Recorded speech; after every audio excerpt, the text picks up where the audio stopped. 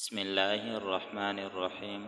ہر دم اللہ تعالیٰ کی نگرانی میں رہنے اور ہر دم اچھی حالت اور نیک عمل کے دوام کے لیے بہترین دعا، اللہم لا تکلنی الی نفسی طرفۃ عین ولا تنزع منی صالح ما اعطیتنی۔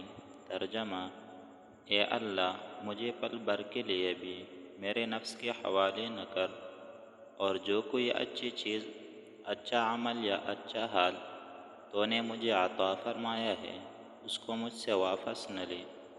حضرت لوط علیہ السلام کی دعا۔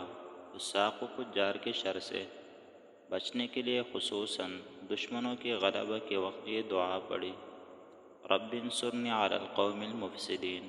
ترجمہ: اے میرے پروردگار، مجھے مفسد لوگوں پر غالب کر۔ اللہ تعالی ہم سب کو عمل کرنے کی توفیق عطا فرمائے۔ آمین ثم آمین۔ اگر ویڈیوز اچھی لگی تو چینل کو ضرور سبسکرائب کریں۔